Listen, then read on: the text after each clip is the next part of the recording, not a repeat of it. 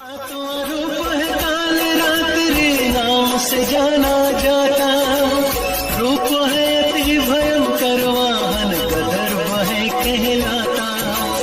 अनुशासन के विपरीत भक्तों जिसने कदम बढ़ाया, काल रात्रि मैया ने सर धड़ से उसका उड़ा। रूप है काल रात्रि नाम से जाना जाता।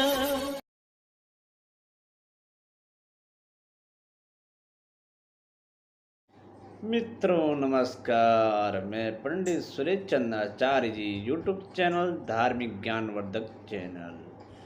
आज का वीडियो दुर्गा षष्टमी के षष्ठम अध्याय माँ कालरात्रि के पाठ के बारे में बताऊंगा। या देवी सर्वभूतेषु शक्तिरूपिणी संस्थिता, नमो तस्यै नमो नमः। चंड और मुंड कहावत ध्यानम्। ओम ध्यायेयं रक्तपीठे शुक्लपठितं शृण्वन्ति सयामणानि, यस्ते काण्डग्रे सरोजे शशिशकलधरां बालकीं वादयन्तीं पहं ललारा बद्धवमालां निमितविलसच्चोलिनकां रक्तवस्त्रां मातण्डकी शङ्खपात्रं मधुमदः चित्रः कूदः भासि भालं महां ऋषिपाशनम् आगत्यताश्चत ततो दैत्यायशः चण्डमुण्डपुरोगमः चतुरगः बलोपेतः येयुभ्य अयुध्यतायुधा दृश्ये सुते ततो न देवीः भीषन्त्यथायोन्व्यासस्थितामः सिंहस्त अयोपरि शैलेन्द्रे संकीर्णं महति कंचनः। मैं मातंगी देवी का ध्यान करता हूँ। वे रत्नमयी सिंहासन पर बैठकर पढ़ते हुए तोते का मधुर शब्द सुन रही है। उनके शशि का वर्णन श्याम है। वे अपना एक पैर कमल पर रखे हुए हैं और मस्तक पर अर्घ्य चंद्रमा धारण करती है तथा अहंकार पुष्पों की ही माला धारण करती है। के वाणी और वीणा बजाते हुए उनके अंगों में कसी भी चोली शोभा पा रही है। किनकी? माँ महाकालरात्रि माँ के उसमें वे लाल रंगों की साड़ी पहनी है। माँ ने लाल रंग की साड़ी पहन रखी है। हाथों में शंखमय पात्र लिए हैं। उनके बदन पर मधुर का हलस ललकहा प्रभाव जान पड़ता है और ललाट में है बेदी शोभा दे रही है। ऋषि कहते हैं, तदंतर सुख की आज्ञा पाकर वे चंड मुंड आदि देव चतुरंगी सेना के साथ अस्त्र शस्त्रों से सुसज्जित हो चल दिए। फिर गिरिराज हिमालय के स्वर्णमय जो हिमालय पर्वत के स्वर्णमय ऊंचे शिखर पर पहुंचकर उन्होंने सिंह पर बैठी। कौन बैठी? माँ काली देवी को देखा। वे मंद मुस्कुरा रही थी। ते दुष्टवाता समाता दुर्मुत्यजमा चतुरुक्रूत्यद्या आकृष्टचापाय सिद्धरास्थितं थाये तत्ते समीपगायः तत्तायुकूपं चाकारो चच्चचेरम्बिका तारिणं प्रति कोपेनं चारश्च वरदनं मणिखिण्मणमभूदनं कुटिलायश्च ललाटफलकादहदूरतं महाकालिः करालवरदन निविनिक्षक्रान्तः यसे पाशिनी विचित्रखड्गवाङ्गधरायै नरमालिः वेशोभूषणां दवीपीर्जमः परिधानः शुक्रमाशातिः भैरवः अतिः विस्तारः वरदानं हिल्याललचः भीषणा निगमनाररत्नयन्नमनादाय पुरीतरणमुखा साये वेगेनाभिपति एतायो घातयन्ति महासुरानं सैन्ये तत्रं सुराणीणां भस्माणं तमबलम्। उन्हें देखकर दैत्य लोग तत्परता से पकड़ने वाले उद्योग लगते हैं। किसी ने धनुष्तान लिया, किसी ने तलवार संभालो। कुछ लोग देवताओं के पास आकर खड़े हो गए।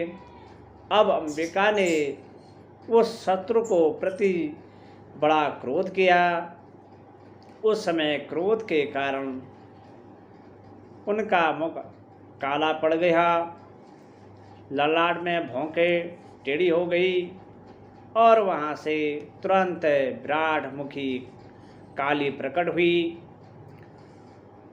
जो तलवार और पास लिए हुई थी। वे विचित्र खड्गान धारण किए और चिते के चम्र की साड़ी पहने नरमुंड को माला से विभूषित थी। उनके शरीर का मांस सूख गया था, केवल हड्डियों का ढांचा था, जिससे वे अत्यंत भयंकर जान पड़ी थी। कौन? माँ काली माँ। उनका मुख बहुत विशाल था, जीभ लटखड़ाते पाने के कारण वे और भी डरावनी प्रतीत होती थी। उनकी आँखें भीतर को ढची हुई और कुछ लाल थी। वे अपनी भयंकर गर्जना से संपूर्ण दिशाओं को गुजार रही थी। बड़े बड़े दैत्यों का वध करती हुई वे कालिका देवी बड़े वेग से दैत्यों की उस सेना पर टूट पड़ी और उन सबको भक्षण करने लगी। पारहसिण्णग्राहाय डकुसगृह्योधघण्टः समन्दवितानं समादाये कहस्तेन मुखे विचिक्षेपं मारणं तथैवं योगं तुरैर्गैरथा सारथ्यं सह निपेक्षं वक्तेरः दशन्ये सचक्रयततार्तिभैरवम् एवं जाग्रे केशेषु ग्रीवायामथः चापरं पादेनः क्रम्य चैवन्यमनोसाज्ञं महयोथरं तैरमुक्तानि च शास्त्राणि महास्तानि तथासुरे मुखेन जग्रायुषः दर्शन्ये मैथी तानवयपीं बालिकं तम् बलं सर्वमाशूणानि दुरात्मानं मम्मरदायो भक्षे चायो यामनसन्यै जातायोडन्य तथा आसीन्ना निहतानां केचिन्ते एकटंगा दहिता डीतां जम्मबुर्हे विनाशः मसूरादन्तः ग्राभि हस्तायो तथा। वे पार्श्वर रक्षों को, अंकुशधारी महाभक्तों, योद्धों को और घंटा सहित कितने ही हथियारों को एक ही हाथ से पकड़कर मुख में डाल देती थी। इसी प्रकार घोड़े, रथ और साथियों के साथ रही सेनाओं को मुड़ में डालकर वे उन्हें बड़े भयानक रूप से चबा जाती थी। किसी के बाल पकड़ लेती, किसी का गला दबा देती, किसी को पैर से कुचल डालती और किसी को छाती के धड़कन से गिराकर बाहर डाल देती थी। वे असनों के छोटे हुए बड़े बड़े अस्त्र शस्त्र मुख से पकड़ लेती थी और शेष में भयंकर उनको दांतों से पीस कर डालती थी। कालिनी बलवान एवं दुरात्म दैत्य की वह सारी सेना रोह डाली, खा डाली और कितनों को मार भगाया। कोई तलवार के घाट उतारे और कोई खड़वांग पीटे गए और कितने के असुर दांतों के अग्रभाग में चुने के मृत्यु को प्राप्त हुए। क्षणेनं तत्तबलं सर्वमसुराणं निपायति तं दुष्टवायुश्चण्डो विदुद्रावतां कालिभक्तिभीषणां षष्ठवर्षे महाय भीमे भीमाक्षं ताम महासुरः छादयामाशं चक्रेश्य मुण्डयो क्षिप्यते सहस्रश्च तानि चक्रायणं कानि भीषमानति ईतन्मुखं बहभूरथारकरविम्मवानिः सुबहुर्घनोधरं ततो जरातातिशूराभिमं भैरवं नादिनीं कालीकरातवस्त्रं दुर्वततल्यलोचनाम् उतताय च हेमायिषी हम्मदेवी चण्डमहावतं गृहीत्वा आमचास्यं केशसु शिरतेन नाशिः नाचिन्यहम्। इस प्रकार देवी ने असुरों की उस सारी सेना को भक्षण कर मार गिराया। यह देख चंड उन अत्यंत भयंकर काली देवी की ओर दौड़ा तथा महादैत्य मुंड ने भी अत्यंत भयंकर बाणों की वर्षा से तथा हजारों बाण चलाए। चक्रों से उन्हें भयंकर नेत्रों वाली देवी को आच्छादित कर दिया। वे अनेकों चक्र देवी के मुख से समाते हुए ऐसे जान पड़े मानो सूर्य के बहुतेरे मंडल बादलों के उदर में प्रवेश कर रहे हो। तब भयंकर गजना करने वाली काली ने अत्यंत शेष में भरकर विकट अट्टहास लिया। उस समय उनके विकराल बर्तन के भीतर कठिनता से देते हुए सकने वाले दांतों की प्रभाव से वे अत्यंत उज्जल दिखाई देती थी। देवी ने बहुत बड़ी तलवार हाथों में ले हाँ का उच्चारण करके चंड पर धावा किया और उनके केस पकड़कर उसी तलवार से उसका मस्तक काट डाला। अथः मुंडो भयः धावतां दुष्टवं चण्डनिपातितं मा तमन्यपातः यद्दभूमो सायखड्गभीतं मरुखा हतकशेखं तत्तः सैन्यं दुरहश्च चण्डः निपाति तं मुण्डं च सुमवावीर्यः दिशो भेजे भयातुरं शिरःश्च चण्डश्च काली च गृत्वायुमुण्डमेव च प्राय प्रचण्डदृश्च समिसृष्टे भयेत चण्डिकां मया तवायुत्रो प्रम्यतो चण्डमुण्डो महापशु युद्धयज्ञे स्वयमसुम्मं निशुम्म च हनियसे।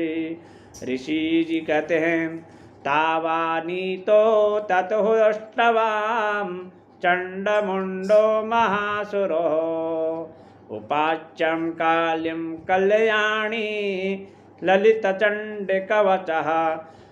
चंडों को मार गया देखकर मुंडवी देवी की ओर दौड़ा। तब देवी ने शेष में भयंकर उसी भी तलवार से घायल करके धरती पर सुला दिया। महापराक्रमी चंड और मुंड को मार गया। देख मारने से बची हुई बाकी सेना भय से व्याकुल हो चारों ओर भाग गई। अंतहन काली ने चंड और मुंड का मस्तक हाथ में ले चंडिका के पास जाकर प्रचंड अट्टहास करते हुए कहा, देवी मैंने चंड और मुंड नामक इन दोनों महापशुओं को तुम्हें भेंट किया है। अब युद्ध यज्ञ में तुम शुंभ और निशुंभ का स्वयं ही वध करना। ऋषि कहते हैं वहाँ लाए हुए उन चंडमुंड नामक महादैत्यों को देखकर कल्याणमयी चंडी ने काली से मधुर वाणी से कहा, यस्यमाय चंडमं च मुंडं च गृत्वा तव हमोपागता चामुण्डेति तथो लोके व्याखत्ता देवी भविष्यम्।